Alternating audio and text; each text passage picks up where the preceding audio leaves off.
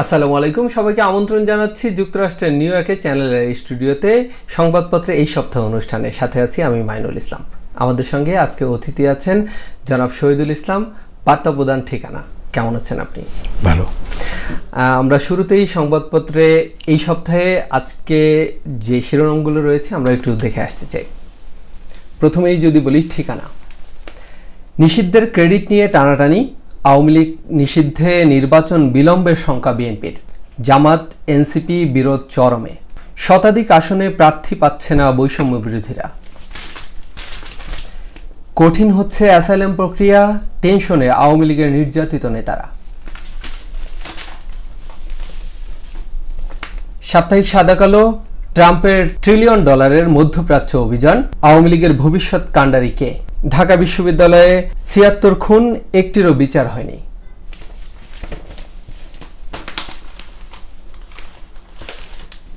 সাপ্তাহিক দেশ, পাক ভারত যুদ্ধবিরতি ও নিষিদ্ধ আওয়ামী লীগ, সিরিয়ার উপর থেকে নিষেধাজ্ঞা প্রত্যাহারের ঘোষণা ট্রাম্পের, আওয়ামী লীগের কার্যক্রম নিষিদ্ধ, এরপর কি?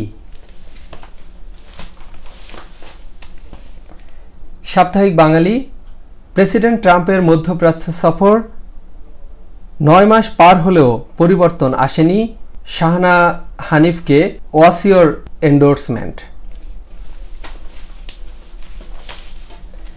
সাপ্তাহিক বাংলাদেশ, হামিদের দেশত্যাগ দায় কার, বাংলাদেশের রাজনীতিতে নয়া মেরুকরণ, যুদ্ধে ভারতের পরাজয়, নিজের করা চুক্তির ফাঁদেই শেখ হাসিনা।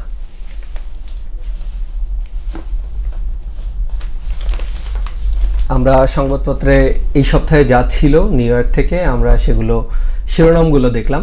আমরা যদি শুরুতে আলোচনা করি যে সংবাদপত্রে আমরা যে প্রধান শিরোনামগুলো দেখলাম তার মধ্যে অন্যতম বাংলাদেশের রাজনীতি। সেই ক্ষেত্রে খালেদা জিয়া সম্প্রতি বাংলাদেশে এসেছেন। সব মিলিয়ে যদি বলেন যে আসলে শুরুতে এই বাংলাদেশের রাজনীতি এখন আসলে কোন দিকে যাচ্ছে? রাজনৈতিক মেরুকরণটা এখন আসলে অনেক কঠিন, কিন্তু সবারই একটা লক্ষ্য যে রাজনৈতিক দলগুলো বাংলাদেশে আছে। আওয়ামী লীগ কার্যক্রম নিষিদ্ধ হয়েছে, বাকি যে রাজনৈতিক দলগুলো আছে যে সক্রিয়, বিএনপি, জামাত, ছাত্রদের ওই যে বৈষম্য বিরোধীদের নতুন সংগঠন এনসিপি, তো তারা একটা নির্বাচনী গণ্ডির মধ্যে দিয়ে যাচ্ছে। যে আন্দোলন বা গণঅভ্যুত্থান বলেন, সেটার মধ্যে দিয়ে যে পরিবর্তনটা এসেছে, তা সবারই একটা ইচ্ছা যে নির্বাচনের মাধ্যমে গণতন্ত্র সঠিক পথে পরিচালিত হবে। কিন্তু বাংলাদেশে একটা সব কিছুতে একটা ধোঁয়াশা, সাধারণ মানুষ কিন্তু বিভ্রান্ত। কে যে কার সঙ্গে সুর মিলিয়ে কথা বলছেন এবং কার লক্ষ্যটা কি এটা বোঝা মুশকিল। এনসিপি যে দ্রুত গতিতে জন্ম নিল এবং যে দ্রুত গতিতে তাদের এখন মূল লক্ষ্য হচ্ছে নির্বাচন, বিএনপিও চায় নির্বাচন, কিন্তু যখন বিএনপি জোর দেয় নির্বাচনের তখন এনসিপি সংস্কারের কথা বলে। কিন্তু তারা মাঠ পর্যায়ে প্রস্তুতি নিচ্ছে। আপনি যে একটা খবর দেখলেন যে সারা দেশে প্রায় শতাধিক প্রার্থী তারা প্রস্তুত করে ফেলেছে, তাদের কিন্তু ভেতর থেকে একটা প্রচারণা চলছে যে তারা প্রার্থী দিবেন। আর বিএনপির নেতাকর্মীরা আপনি জানেন যে গত 16-17 বছর যদি বলেন তাদের ভাষায় যে তারা নির্যাতিত, কিন্তু তাদের কিন্তু মধ্যে কোনো ভাঙন তৈরি হয়নি। বিএনপি একটা ঐক্যবদ্ধ দল হিসাবে এখনো টিকে আছে। যদিও আজকে আপনি দেখেন গতকালকে সালাউদ্দিন আহমেদ, যিনি স্থায়ী কমিটির সদস্য, দীর্ঘদিন ভারতে ছিলেন, খুলনায় একটি জনসভায় উনি ডক্টর মোহাম্মদ ইউনূসকে উদ্দেশ্য করে বলেছেন, প্রধান উপদেষ্টাকে, যে আপনার কাজ হচ্ছে নির্বাচন দেয়া। কিন্তু দেখেন আজকে কয় মাস হয়ে গেল। তো এইরকম দোদুল্যমান অবস্থায় নির্বাচন যে আদৌ কবে হবে এটা বোঝা মুশকিল। বিএনপির ভেতর থেকে চাপ বাড়ছে, কিন্তু বিএনপি কিন্তু স্পষ্ট করে কিছু বলছেন না। এবং খালেদা জিয়া দেশে ফিরলেন, উনি দেশে যেহেতু আছেন, উনি দেশে থাকা অবস্থায় কিন্তু তারেক রহমান ভারপ্রাপ্ত চেয়ারম্যান এবং উনি এখনও বক্তব্য দিচ্ছেন অফিসিয়ালি। খালেদা জিয়া এখনও রাজনীতিতে সক্রিয় আমি এটা বলতে চাই না, কারণ উনি এখন পর্যন্ত কোনো স্টেটমেন্টও দেননি। মাঝখানে একটা প্রোগ্রামে উনি একটা শুভেচ্ছা বক্তব্য দিয়েছিলেন, সেখানে উনি গণতন্ত্র সুসংগত করার কথা বলেছেন, বাংলাদেশে গণতান্ত্রিক একটা ধারা অব্যাহত রাখার কথা বলেছেন।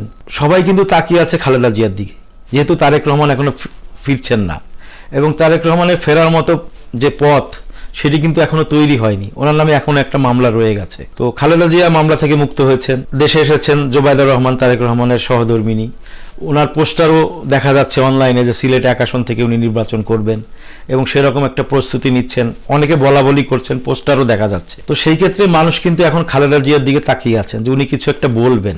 এখন সংস্কারটা তো একটা দীর্ঘমেয়াদী প্রক্রিয়া। আপনি রাতারাতি যদি বলেন 53 বছরের বাংলাদেশে 54 বছরে অনেক জঞ্জাল তৈরি করেছে, বিভিন্ন সরকার তাদের মতো করে সংবিধান রচনা করেছে, মডিফাই করেছে, তারপরে দেশে আইন তৈরি করেছে, সংসদে বিভিন্ন কালো আইন তৈরি করেছে তাদের মতো করে ক্ষমতা নিশ্চিত করার জন্য, সেটা বিএনপি আওয়ামী লীগ হোক জাতীয় পার্টি হোক। আপনারা দেখেছেন, আমরা যেহেতু সাংবাদিকতা করি আমরা দেখেছি। তো সেই অর্থে এখন আসলে বাংলাদেশে প্রয়োজন একটা সত্যিকার অর্থে নির্বাচন, এবং আমি মনে করি যে সংস্কার হোক, দ্রুত সময়ে কিছু বেসিক সংস্কার হোক, কিন্তু টোটাল যদি আমরা সংস্কারের পথে আগাই তা নির্বাচনটা বিলম্বিত হবে এবং এই সরকারের উপরে সাধারণ মানুষের যে আস্থা, সেই আস্থার জায়গাটা আস্তে আস্তে নষ্ট হয়ে যাবে।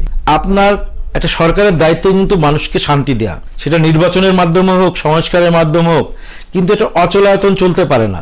আপনি নির্বাচনের দিকে যাচ্ছেন বা সংস্কার করছেন সেটা এক জিনিস, কিন্তু হঠাৎ করে যমুনা ঘেরাও, হঠাৎ করে শাহবাগে আন্দোলন, হঠাৎ করে গার্মেন্টসের সামনে আন্দোলন, মানে মানুষ কিন্তু একটা ঢাকা শহর আপনি জানেন যে একটা যানজটের শহর। তারপর যদি একটা রাস্তা বাংলা মোটর থেকে শুরু হয়, যখন আপনার শাহবাগে আন্দোলন হয়, যমুনার সামনে আন্দোলন হয়, হঠাৎ করে আন্দোলন হয়, সরকারের উপদেষ্টা যারা রাজপথে ছিলেন তাদের কেউ কেউ তো উপদেষ্টা পদে আছেন, তাদেরকেও যে ওখানে যে বলতে হয় যে আন্দোলন আমরা দেখছি বা কোনো কিছু, মানে এটা কনফ্লিক্টের মতো মনে হয় আমার কাছে, যে যারা সরকারে তারাই আবার রাস্তায় আন্দোলন করছে। আসলে কার, এবং দেশের মধ্যে একটা আইন না মানার যে একটা প্রবণতা তৈরি হয়েছে, সম্প্রতি অনেকেই দেশ থেকে ফেরত এসে আমাদেরকে বলেছেন যে বাংলাদেশে একটা কেমন যেন গুমোট একটা অবস্থা। আমি আগেও শব্দটা বলেছি, মানে একটা আইন শৃঙ্খলা পরিস্থিতির মানে কোনো জবাবদিহিতা নাই, যে পুলিশের কাজটা কি এখন মানুষ এটাই ভুলে গেছে, এবং চুরি ছিনতাই সেটা তো আছেই, এবং এখন মানুষ থানায় যাওয়া ভুলে গেছে, কারণ পুলিশও অসহায়, পুলিশ বলে যে আমরাই অসহায়।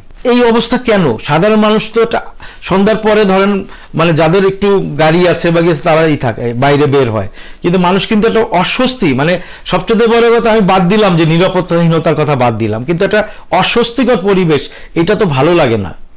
এই যে এসএসসি পরীক্ষা চলছে, আমার আত্মীয় স্বজনরা বলে যেতে ভয় লাগে। বাচ্চাকে ধরেন এসএসসি পরীক্ষার আমাদের সময় আমরা একাও গেছি বা অনেকে যায়, কিন্তু ওই যে আসা যাওয়ার পথে ভয় পায়, একটা অজানা ভয়। এখন বাবা মা মিলে সন্তানকে পরীক্ষার হলে নিয়ে যাচ্ছে, পরীক্ষা দিয়ে আবার নিয়ে আসছে, এই যে একটা মানে আতঙ্ক চারদিকে। আপনি অনেক ক্ষেত্রে অনেকে বলেছেন যে, আমারও অনেক রিলেটিভ আছে বলেছে যে অনেক ঘটনাই মানে থানায় মানুষ যাচ্ছে না, তারপর রিপোর্ট হচ্ছে না, পত্রিকায় অনেক খবর আসছে না। কেন এরকম অবস্থা তৈরি হবে? আমরা তো ভালো কিছুর জন্য, আপনারা বলছেন যে অন্তর্বর্তী সরকার, আমি কিছু কাজ রেখে দিই যেটা বেসিক। আমি মনে করি বেসিক কাজটা হচ্ছে একটা মানুষ যে আয় করে সেই আয়ের পয়সা দিয়ে সারা মাস পরিবার নিয়ে চলতে পারবে, এরকম একটা পরিস্থিতি হবে। বাজারে যাবে, দরকার নয় প্রতিদিন মাছ মাংস খাওয়ার, অন্তত 3 বেলা তো খেতে হবে, সন্তানের মুখে তো আহার দিতে হবে, সেই রকম একটা আয় মানুষের হোক, সাধারণ শ্রমজীবী যারা তাদের একটা হোক। আপনি বেপরোয়া গতিতে ব্যাটারি রিক্সা, তারপর আপনি সারা ঢাকা শহরে এখন পায়ে চালিত রিক্সা নাই, ব্যাটারি রিক্সা, এবং তারা যখন আন্দোলন করলো আপনারা তাদের উস্কে দিলেন, মানে ধরতে গেলে তাদের মানবিকতা দেখালেন। আর এখন করছেন কি, যে লোকটা অর্থ উপার্জন করে একটা ব্যাটারি চালিত রিক্সা আপনার আপনি তাকে সীমা রেখা নির্ধারণ করে দেন যে তুমি এই পর্যন্ত চালাতে পারবা। এখন তো মহাসড়কেও ব্যাটারি চালিত রিক্সা, মানে এরকম অবস্থাতে মানুষ যাবে কোথায়? মানে এর জন্য একটা সঠিক পরিকল্পনা দরকার। আপনার কোনো কিছু তো পরিকল্পনা নাই। নিরপেক্ষ সাংবাদিকতা বাংলাদেশ থেকে উঠে গেছে, কেউ না কেউ রাজনৈতিক লেজুর ভিত্তি আছে। আমি হয়তো একটা দলকে সমর্থন করেছি, আর একজন এখন যারা ক্ষমতার পালাবদল ঘটবে তারা এখন একভাবে চলবে। এইভাবে পরম্পরায় যদি এইভাবে আমরা সাংবাদিকতাকেও নষ্ট করে ফেলি, সেভাবে রাজনীতিও নষ্ট হয়ে যাচ্ছে। অভ্যুত্থানের কারণে যে সংস্কারের কথা বলা হচ্ছে সেটি আসলে কতটুকু হচ্ছে?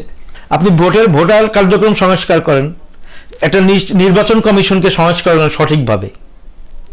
আপনি এই যে আমি যদি উদাহরণটা নিই যে ইশরাক হোসেনের আজকে মেয়র পদে নিয়ে এখন আন্দোলন হয় যে তাকে বসাতে হবে, আবার ইশরাক হোসেন বলেছে যে আমি চাইলাম কি আর পেলাম কি, আমি নির্বাচন বাতিল চাইলাম কিন্তু আমি হয়ে গেলাম মেয়র, এই কথাটা উনি প্রথমে বলেছেন। তো নির্বাচন কমিশনের কাজ কি কাউকে আইনে ক্ষমতায় বসানো? প্রয়োজনীয় নির্বাচন বাতিল করে দিক, নতুন করে ভোট হোক। আর কয়দিন আছে ভোটের? ঢাকা সিটি কর্পোরেশনের ভোটের তো মেয়াদ শেষ পর্যায়ে, আমি যতদূর জানি, যারা হয়তো 15 দিন বা 1 মাস আছে। এই কয়দিনের জন্য উনি মেয়র পদে কেন বসবেন? তো এরকম একটা নির্বাচন কমিশনকে যদি স্ট্রং হয়, স্বাধীন নির্বাচন কমিশন কাগজে কলমে আছে, কিন্তু আদৌ কি তারা স্বাধীন ছিল কোনো কালে? কেউ বলে রাতের ভোট হয়েছে, কেউ বলে অতীতে 15 ফেব্রুয়ারি ইলেকশন হয়েছে, হয়নি। নির্বাচন বাংলাদেশে সুষ্ঠু হয়েছে এরকম অভিজ্ঞতা মনে হয় মানুষের খুবই কম, কোনো না কোনো ভাবে। আবার নির্বাচন সুষ্ঠু হলে যে হেরে যায় সে বলে সূক্ষ্ম কারচুপি হয়েছে, এটা অতীতের কথা, পুরানো কথা। কিন্তু নির্বাচন কমিশন সত্যিকার অর্থে ডক্টর মোহাম্মদ ইউনূসের উচিত যে সংস্কার করে মানুষ যাতে ভোট দিতে পারে, তার প্রার্থীকে নির্বাচন করবে সে। এইটুকু অধিকারকেই বলে তো গণতান্ত্রিক অধিকার মানুষের। আমি কাকে ভোট দিব, আমার প্রার্থীকে আমি ভোট দিব, কাকে ভোট দিব সেইটুকু নিশ্চয়তা। ভোট কেন্দ্রে যে আমি তার পাশে একটা সিল মারতে পারবো এবং সুষ্ঠু গণনা হবে এবং একটা সুন্দর পার্লামেন্ট হবে, এটাই তো হওয়া উচিত। বিএনপিকেও তো অনেকভাবে 18 বছর নির্বাচনের বাইরে রেখেছেন। আপনি নির্বাচন দিন, দেখেন কে ক্ষমতা আসে, জনগণ সিদ্ধান্ত নিবে। এই বিষয়গুলো তো আসলে গণতান্ত্রিক চর্চায় পড়ে না বাংলাদেশে। আমি সবসময় বলি কোনো গণতান্ত্রিক চর্চা নাই, রাজনৈতিক দলগুলোতেই গণতান্ত্রিক চর্চা নেই। তা আমি কেন খামোখা বলবো? আমি তো নেতাই নির্বাচন করি অগণতান্ত্রিকভাবে, আমি তাকে সর্বময় ক্ষমতা অধিকারী করে দিচ্ছি। সেক্ষেত্রে ডক্টর ইউনূসের এই মুহূর্তে কি করা উচিত? আমি মনে করি যে বেসিক সংস্কার করে ওনার দ্রুত নির্বাচন দেয়। উনি যে বলেছে ডিসেম্বর থেকে জুন, আমি মনে করি যে ওনার কথাটাই ঠিক থাকবে, কারণ উনি তো শুরুতেই বলেছে যে তাকে তার মতো করে কাজ করতে দিতে হবে। ওইটাই ওনার প্রধান শর্ত ছিল, আপনার মনে আছে উনি বলেছিলেন যে আমাকে কাজ করতে দিতে হবে।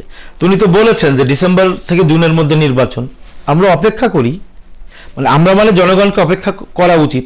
কিন্তু আমি মনে করব যে ওনার মূল লক্ষ্য শুধু নির্বাচন না, এই যে উনি দেশটা পরিচালনা করবেন 1 বছর বা 1.5 বছর বা 2 বছর, যেটাই হোক, এই 2 বছর তো মানুষ তো এতদিন বলেছে যে আমরা আমাদের গণতান্ত্রিক অধিকার পাইনি, আমরা আমাদের সাধারণ জীবনযাপন করতে পারিনি। তা আপনি সেটা নিশ্চয়তা দেন, আপনি মানুষকে স্বাভাবিকভাবে জীবন পরিচালনা করার সুযোগ করে দেন। আপনি মানুষকে আগে অল্প 3 বেলা যাতে ডাল ভাত খেতে পারে, মানুষ নিশ্চিন্তে ঘুমাতে পারে, জানালার দরজা খুলে, এরকম একটা নিশ্চয়তা দিন। তাহলে বড় রাজনৈতিক দল বলতে আমরা এখন কি বুঝবো? কারা নির্বাচনে অংশগ্রহণ করবে আপনি মনে করছেন? নির্বাচনে বিএনপি অবশ্যই অংশগ্রহণ করবে, কারণ বিএনপি এখনো তেমন কোনো কিছু বলে নাই যে আমরা নির্বাচনে যাব না। কিন্তু হ্যাঁ বলছে দ্রুত নির্বাচন না দিলে তারা রাস্তায় নামতে বাধ্য হবে, এরকম একটা ইঙ্গিত তারা দিয়েছেন। তো আমি মনে করি বিএনপি এখনো বাংলাদেশে বড় রাজনৈতিক দল। আওয়ামী লীগ কি হবে সেটা জনগণ সিদ্ধান্ত নিবে, কিন্তু সবকিছু একটা গণতান্ত্রিক প্রক্রিয়া। আওয়ামী লীগ কিন্তু নিষিদ্ধ করেননি, আপনি কার্যক্রম নিষিদ্ধ করেছেন। আর বিচারের কথা বলছেন যে বিচার শেষ করে আওয়ামী লীগকে ব্যাপারে সিদ্ধান্ত নেবেন। তো একটা বিচার তো দীর্ঘ সূত্রতা, এটা চাইলেই আপনি কিন্তু রাতারাতি একটা মামলার বিচার করতে পারবেন না, পারবেন? এটা আদালতের বিষয়, আদালতের এখতিয়ারভুক্ত। তার সবকিছু তো একটা প্রসিডিউরের মধ্যে চলবে। যার সন্তান গেছে 10 বছর আগে, উনি 10 বছর ধরে আদালতের বারান্দায় ঘুরছেন, ওনারও তো বিচার পাওয়ার অধিকার আছে। আপনি সব মিলিয়ে বিচার করেন, সবকিছু মিলে করেন, একটা দুইটা মামলা না, আপনি হাজার হাজার মামলা হয়েছে। বিচার কার্যক্রমও চলুক, গণতান্ত্রিক প্রক্রিয়াও চলুক, সবার আগে মানুষ সুন্দরভাবে বেঁচে থাকুক, নিশ্চিন্তে নির্ভয়ে যাতে থাকতে পারে মানুষ, এইটা তার নাগরিক অধিকার। তার মৌলিক যে অধিকার, খাদ্য, বস্ত্র, বাসস্থান, চিকিৎসা, সেগুলো নিশ্চিত করেন। বিএনপির ক্ষেত্রে যদি বলি, তারেক রহমানের দেশে ফেরার কোনো অবস্থান আছে কিনা? সবকিছুর একটা লেভেল প্লেইং ফিল্ড থাকা উচিত আমি মনে করি। উনি যে আসতে চান না এটা হয়তো ওনার ব্যাপার, উনি কি চাচ্ছেন, উনি এই ব্যাপারে কিন্তু সুনির্দিষ্ট দিক নির্দেশনা দেননি। কিন্তু কর্মীরা কিন্তু অধীর আগ্রহে, আমি যত বিএনপি নেতাদের, এখানকার নেতাদের সাথে কথা বলেছি যারা বিভিন্ন সময় তারেক রহমানের সঙ্গে যুক্তরাষ্ট্র থেকে যুক্তরাজ্যে গিয়ে কথা বলেছেন, দেখা করেছেন, বিভিন্ন সময় বিভিন্ন সম্মেলনে গিয়েছেন, ওখানে যে সম্মেলনগুলো হয়েছে ওনারা কিন্তু কথা বলেছেন। সবাই কিন্তু চান যে তারেক রহমান দেশে ফিরুক। কে কি চাচ্ছে সেটাই জানি বোঝা যায় না এখন। এই পরিস্থিতিতে আসলে জনগণ চাচ্ছে না, জনগণ অবশ্যই চাচ্ছে না, সাধারণ মানুষ চাচ্ছে না। কিছু রাজনীতিবিদ হয়তো তাদের ইচ্ছামতো সবকিছু চাওয়া, তাদের সুবিধা মতো। সাধারণ জনগণ আপনি যদি বলেন, সাধারণ জনগণ খুব খারাপ অবস্থায় আছে, ভালো নেই তারা।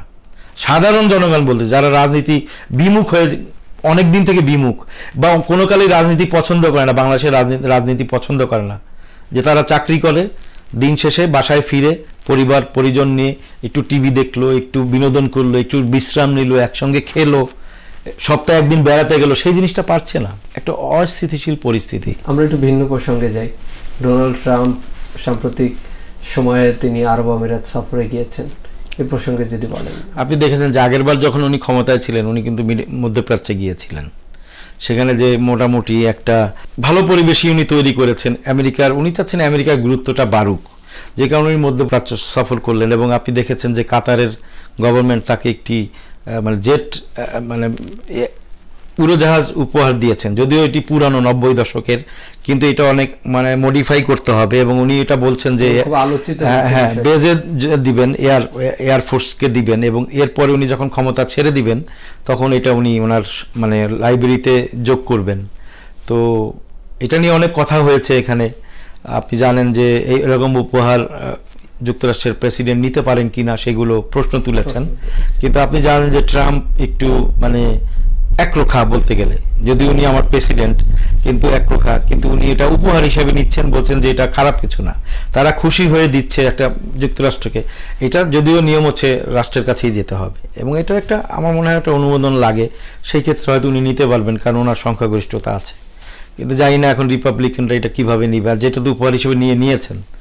এখন মধ্যপ্রাচ্য সফর যুক্তরাষ্ট্রের অনেক ইন্টারেস্ট আছে, আপনি জানেন যে ওখানে গ্যাস, তেল গ্যাস এসব সাথে একটা ব্যবসায়িক একটা লেনদেন আছে এবং যুক্তরাষ্ট্র সবসময়ই মধ্যপ্রাচ্যের সাথে একটা ঘনিষ্ঠ সম্পর্ক রাখে সেই অর্থে।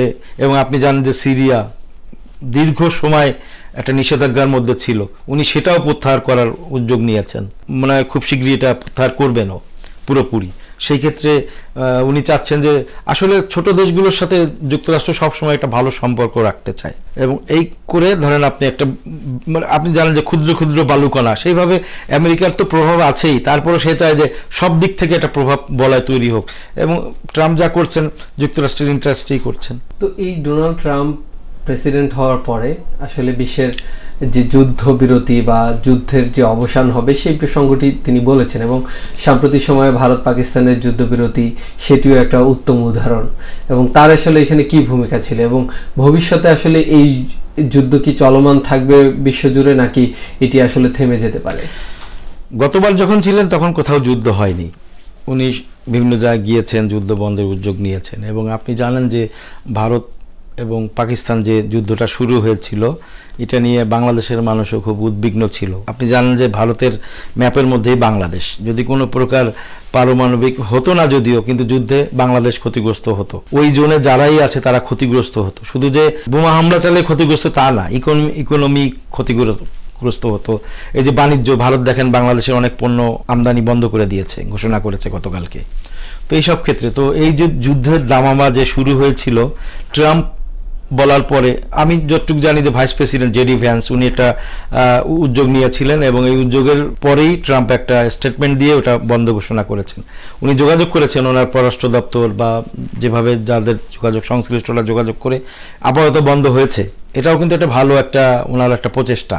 কিন্তু আরও কিছু যুদ্ধ রয়ে গেছে, মানে সেগুলো সব কিছু বন্ধ হোক, আমি সেটাই চাই যে যুদ্ধ আসলে কোনো সমাধান না। এই শতাব্দীতে এসেও যুদ্ধের মানে খেলা বন্ধ হওয়া উচিত। তো ট্রাম্প যুদ্ধবিরতির জায়গায় থাকুক এবং শান্তিতে থাকুক, আমার ধারণা ট্রাম্প এটা সফল হবেন, আমি যতটুকু বিশ্বাস করি এটা ওনার কৌশল। উনি শুরুতে শুরু করেছেন এবং একটা সময় যে উনি যুদ্ধ বন্ধ করেই উনি ক্ষমতা থেকে বিদায় নেবেন। বাংলাদেশের ক্ষেত্রে আসলে যুক্তরাষ্ট্রের ভূমিকা কি এই মুহূর্তে, আপনি কি মনে করছেন? আসলে আমি এক কথায় যদি বলি আর কোনো কথা বলবো না, যুক্তরাষ্ট্রের নীতির কোনো পরিবর্তন হয় না। সেক্ষেত্রে আমরা এক কথায় বলতে পারি যে যুক্তরাষ্ট্র তার নীতিতে অটল থাকবে। বাংলাদেশে এই মুহূর্তে যা চলছে সেই গণতান্ত্রিক ধারা অব্যাহত রাখতে ডক্টর ইউনূসের ভূমিকা রাখা উচিত, বিষয়টা এমনই মনে হয়। ওই যে আমি বলেছি যে যার যা কাজ তাই ততটুকু করা উচিত। ধন্যবাদ আপনাকে। সুপ্রিয় দর্শক, আমরা অনুষ্ঠানের একবারে শেষ প্রান্তে, সবাই ভালো থাকবেন। সংবাদপত্রে এই সপ্তাহ অনুষ্ঠান আজকের মতো এখানেই শেষ করছি। পরবর্তী অনুষ্ঠান দেখার আমন্ত্রণ জানিয়ে বিদায় নিচ্ছি। সবাই ভালো থাকবেন, আগামী অনুষ্ঠান দেখার আমন্ত্রণ রইল।